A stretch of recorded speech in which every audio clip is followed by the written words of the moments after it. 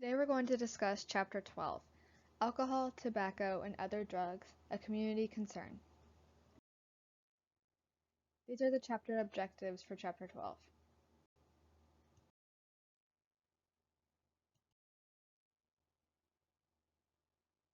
The use, misuse, and abuse of mind-altering substances predates recorded history. Chronic alcohol and other drug abuse, or dependence is regarded as destructive behavior in most cultures, and it affects individuals as well as the surrounding community. We're going to talk about the scope of the current drug problem in the United States.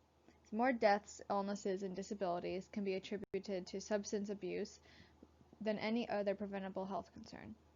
The economic costs include direct costs such as health care, premature death, impaired productivity at work or at school, and indirect costs such as through crime and law enforcement, courts, jail, and social work hours.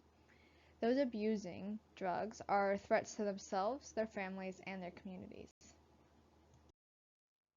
Here we have a chart of the annual cost of lives, and dollars attributable to alcohol, tobacco, and illicit drug abuse in the United States. So the estimated numbers of deaths each year due to alcohol are 87,798, and the economic cost to society in billions is 249. Then you can see for tobacco, the estimated number of deaths each year is almost 500,000. And the economic cost is 300 billion. For illicit drugs, and illicit means illegal, we have 47,000 deaths and $193 billion. Here we have the percentage of high school seniors who have used drugs. Now we have two years here, the class of 1992 and the class of 2015. So we have two groups to compare. And the reference groups are, have they ever used drugs? Have they used them in the past month, or do they use them daily? So let's look at alcohol for comparison. So in 1992, 87.5% of the class said they have used alcohol at one point in their lives. Right? Have you ever used alcohol? 87% said yes. In 2015, 64% said yes, they have used alcohol at one point. So the average there is going down. Now the percent that use it daily, so people that drank alcohol daily, in 1992, 3.4% reported daily use, and in 2015, 1.9% reported daily use. So that's again another good increase, or decrease. But when it comes to cigarettes, we see a similar decrease, and in terms of marijuana, we see an increase. So in 1992, 32% of high school seniors reported using marijuana at one point. In 2015, 44% reported using marijuana at one point. So these different drugs have different rates of increases and decreases, but we are seeing a consistent decrease in alcohol and cigarettes. Now we're going to go through some definitions of different types of drugs. Drug use, drug misuse, and drug abuse, and then drug dependence and psychological dependence. Now there are a lot of different types of drugs we're going to discuss, and it's all going to be pretty brief. So if you're interested in learning more about them or have questions, feel free to email me or ask on Blackboard or look it up yourself. So here are some factors that contribute to drug abuse. And alcohol is a drug, so we're going to include that when I say drug abuse. So some risk factors. Risk factors are anything that increase your probability of doing said behavior. So when talking about drug use risk factors, we're talking about anything that increases the probability of you using drugs. If we're talking about risk factors of obesity, that would be anything that increases the probability of you being obese. Okay, so a risk factor is pretty vague, but they're very important to discuss. The protective factors are the exact opposite. These are things that lower the probability of doing said behavior. And both of these can be genetic or environmental. So some inherited risk factors that we can discuss. Most research related to drug dependence and inherited risk is on alcoholism. So alcohol has been a large issue. We've had alcohol in our culture for a long time, so there's a lot more research on it. Research has shown genetic and biological markers may predispose someone to increased susceptibility to develop alcohol-related problems. So we've seen that there is some genetic disposition, meaning you are more likely, based on your genes, to develop an alcohol-related problem.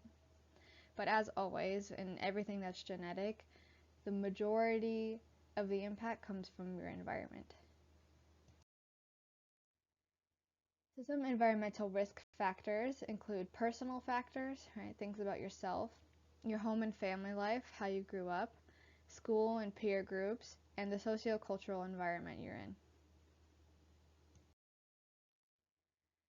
So there are different types of drugs abused, and we will discuss this in two ways. So legal drugs and illegal drugs. Most of the time when we talk about illegal drugs, we will refer to it as illicit drugs. So legal drugs include alcohol, nicotine, non-prescription over-the-counter drugs, things you can just go to a store like Walmart or CVS and get yourself. And then we also have prescription drugs. Then we have controlled substances and illegal or illicit drugs. So there's no federal guidelines for like marijuana as of 2020, right? So it is a controlled substance. In some states it's legal for certain reasons, in other states it's illegal. Okay. So some of these drugs include marijuana, narcotics, cocaine, hallucinogens, stimulants, depressants, club drugs, anabolic drugs, and inhalants. The legal drugs can be bought and sold legally in the marketplace. This includes drugs that can be closely regulated, lightly regulated, and not regulated at all. Alcohol is the #1 drug problem in the United States. So a lot of people don't like to consider alcohol as a big issue because it is legal if you're over 21, right? But it is a major issue. We have high rates of binge drinking, especially in younger groups. We have underage drinking problems, problem drinkers, right? People that drink for bad reasons. We have alcoholism. We often focus on the blood alcohol concentration, or the BAC, of individuals to try to control this problem, but that's not always easy to measure. And alcohol can lead to certain disorders, such as fetal alcohol disorders. And this occurs when a female drinks while pregnant. Nicotine is a psychoactive and addictive drug present in tobacco products. And a psychoactive drug is any type of drug that alters your state of mind. Okay. So environmental tobacco smoke, or ETS, or secondhand smoke, is an issue with nicotine. Unlike other drugs, if someone near you is, like if I take an ibuprofen near you, you'll have no effect whatsoever, right? But nicotine does cause carcinogens to be released into the air, which puts other people at risk. Tobacco use is the single most preventable cause of disease, disability, and death in the United States. And we have had community efforts to tax increases on cigarettes, so increased taxes on cigarettes to try to lower the amount that people purchase and therefore smoke. Over-the-counter drugs. So these are legal drugs other than alcohol and tobacco that can be purchased without a physician's prescription. So they are carefully regulated by the FDA, and most only provide symptomatic relief, not a cure. So most of the time these just treat certain symptoms. So if you have a cold or the flu, you might go to the store and get some kind of cough suppressant, pain reliever, headache reliever, sinus medicine, right? It's not curing anything, but it'll help you deal with it. And these types of drugs are subject to misuse and abuse because they do provide relief. Prescription drugs can be purchased only with a physician's prescription because they have serious side effects for some people. And these are also regulated by the FDA. And they're also subject to misuse and abuse, especially in regards to opioid pain relievers. So the risk of dependence and unintentional overdose is high. Right? So we have developed drug-resistant strains of pathogens due to people using too many prescription drugs. So we've probably heard of this in terms of antibiotic resistance. Right? People take antibiotics too often, then your body becomes weaker at using those antibiotics to fight infections. So your infections become stronger in layman's terms. Controlled substances are those regulated by the Controlled Substance Act of 1970, officially called the Comprehensive Drug Abuse Control Act of 1970. Many of the drugs discussed next belong to Schedule 1. Under this act, because they have a high potential for abuse and have no accepted medical uses, and hence no acceptable standards of safe use. These are considered illicit or illegal drugs. They cannot be cultivated, manufactured, bought, sold, or used within the confines of the law. Well over 150 drugs are listed on this category, including heroin, methaqualone, marijuana, LSD, psilocybin, mescaline, and MDMA. Other drugs which do have medical uses are placed in Schedule 2, depending on their potential for abuse and risk causing dependence. Included in Schedule 2 is a variety of very powerful compounds that have specific medical uses but have a high risk for potential abuse. This includes opioid derivatives such as morphine, fentanyl, oxycodone, and methadone. Also included in Schedule 2 are the stimulants amphetamine and methamphetamine, certain depressants, and several other drugs. Schedule 3 drugs have medical use and exhibit a lower risk of potential abuse than Schedule 2 drugs. Included are less concentrated forms of certain Schedule 2 drugs, and also many of anabolic steroids. Schedule 4 drugs exhibit even less potential for abuse than Schedule 3 drugs. Included are many milder stimulants and depressants. Schedule 5 drugs are primarily very dilute concentrations of opium or opiates used in such medicines as cough syrups.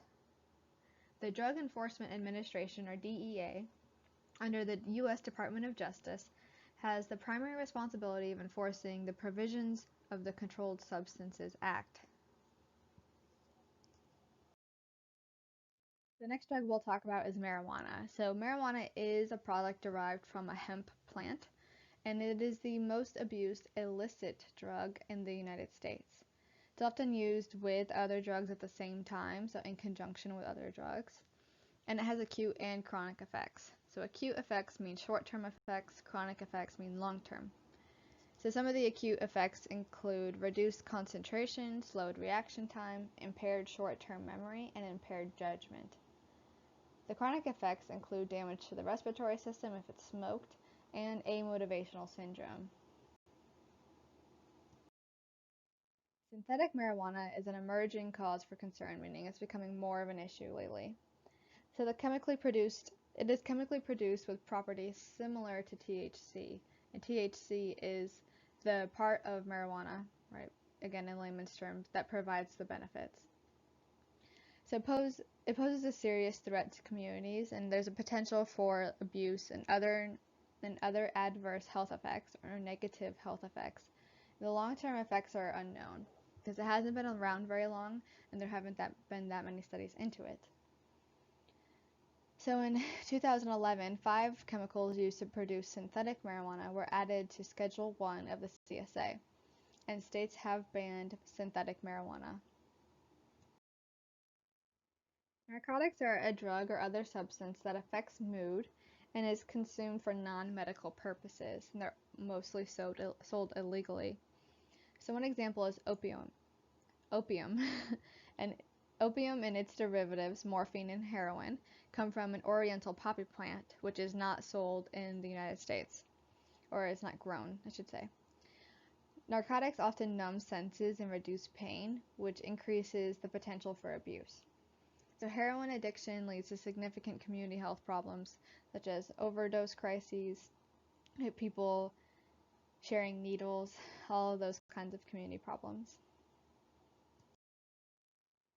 Cocaine is a psychoactive cocaine is the psychoactive ingredient in the leaves of the coca plant. It is a powerful and addictive euphoriant and stimulant, meaning it increases your stimulation and it provides a sense of euphoria or happiness or peacefulness. There are different forms of cocaine. You can have it powdered or dried like a paste. And in 2015, the annual prevalence of cocaine use among high school seniors was lowest reported level of 2.5% of students. So cocaine use in high school students is decreasing. Hallucinogens are a psychoactive agent that cause hallucinations, perceptual anomalies, and other substantial subjective changes in thought, emotion, or consciousness that you don't experience otherwise. So hallucinogens can be both naturally derived and synthetic. And some examples include LSD, peyote, and mushrooms. Stimulants are any drug that increase the activity of the central nervous system. And amphetamines are Schedule II prescription drugs, and they're the most widely abused. Methamphetamines are often made in laboratories. And here in the map of the United States, you can see the total number of laboratory incidents involving methamphetamine. You can see that it's low in some states like Alaska, and really high in some states like Tennessee, which is right above us. So depressants are the opposite of stimulants in that they slow the central nervous system down. So they may lower anxiety and inhibitions, but they often develop a tolerance. So you develop a tolerance where it doesn't affect you as easily. And it can create strong physical dependence. Some types of depressants are alcohol, barbiturates, and benzodiazepines. Barbiturates are a class of sedative and sleep-inducing drug. Benzodiazepines are used for treating anxiety, panic attacks, depression, insomnia, seizures, and they cause muscle relaxing. Club drugs and designer drugs are typically illegal, and they're almost always synthetically made. They're commonly encountered at nightclubs. One example is MDMA, or ecstasy, and this is the most popular club drug. Rohypnol is also known as the date rape drug, and it is a benzodiazepine used to treat severe insomnia. So it's not really prescribed that much in the United States, but it is mostly used as a date rape drug. Other designer drugs are synthesized by an amateur chemist in secret labs. So these can be very dangerous. Obviously, they're not regulated by any type of organized agency like the FDA, and they are constantly changing their designs to stay ahead of law enforcement. Anabolic drugs are protein building drugs, which you've probably heard of: anabolic steroids, testosterone, and human growth hormone. So some of these have legitimate medical uses, but they're most often talked about in terms of being abused by athletes and bodybuilders. There are a lot of acute and chronic side effects for anabolic drugs depending on which gender or sex you are. So in men, it can cause breast development, hair loss, and facial hair growth in women, and a deepened voice in women. Inhalants are a collection of psychoactive, breathable chemicals. So they're easy to access in paint solvents, motor fuels, cleaners, glues, or aerosol sprays, and they're often pretty cheap. They're usually not used by older individuals, most likely abused by young people, and they do have acute and chronic effects, as with anything you inhale, right? So it can include belligerence, apathy, impaired judgment, impaired functioning, nausea, vomiting, slurred speech, etc. General muscle weakness is a common side effect. So the prevention and control of drug abuse requires a lot of knowledge. Okay? You need to know causes of drug-taking behavior, sources of illicit drugs, the drug laws for the local area, the state, and federal laws, what kind of treatment programs you have access to, and you need to have community organizing skills, right? We can't do anything productive if we don't know how to organize within the community. It also requires persistence and the cooperation of various individuals and agencies.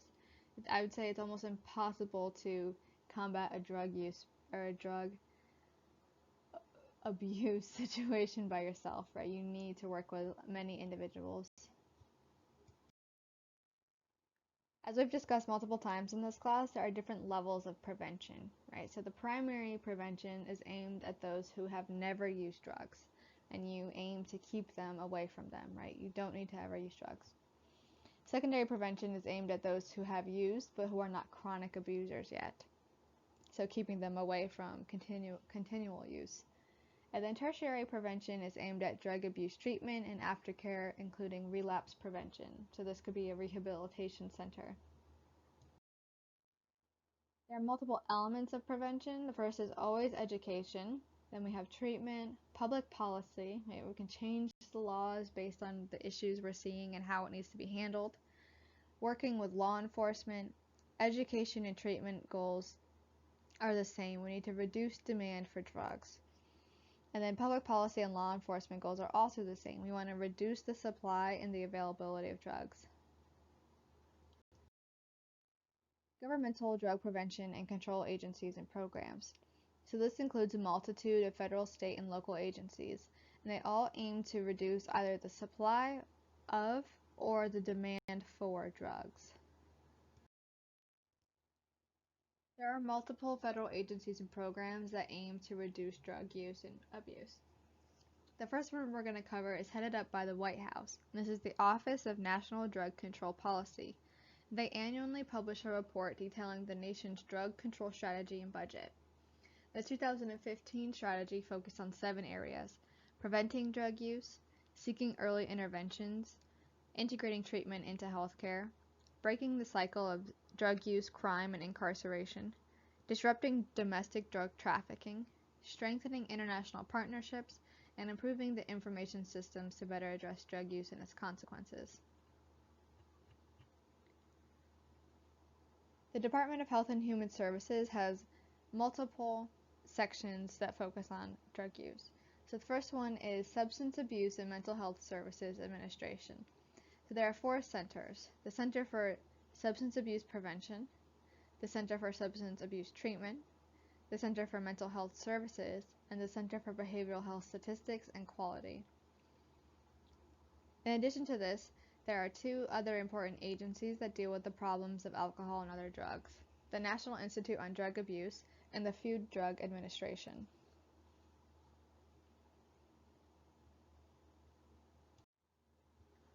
The National Institute on Drug Abuse is the largest institution in the world devoted to drug abuse research.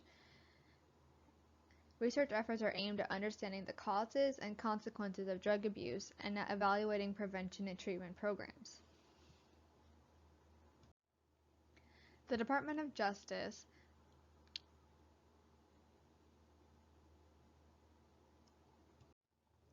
includes the Bureau of Alcohol, Tobacco, Firearms, and Explosives.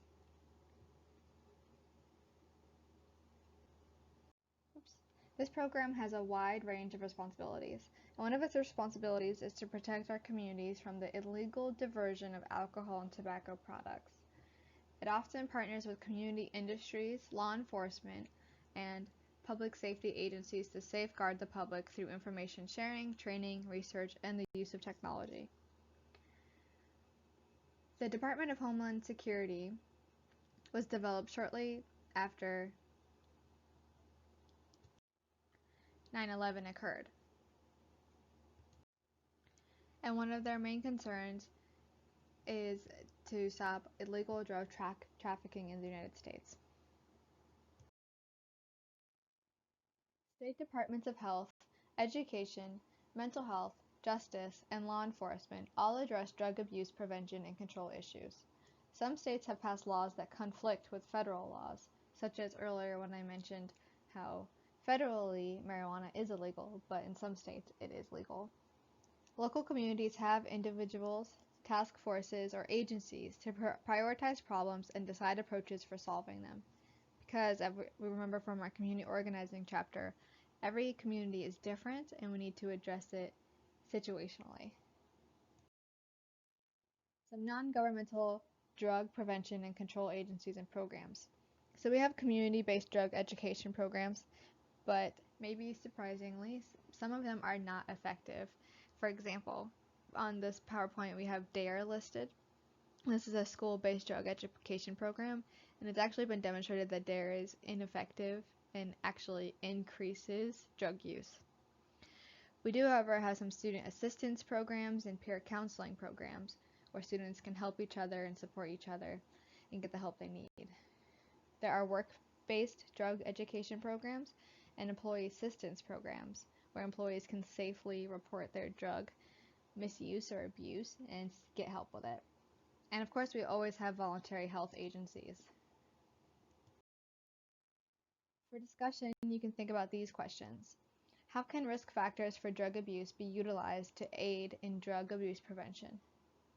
How should federal, state, and local funds be used to successfully deal with drug abuse problems?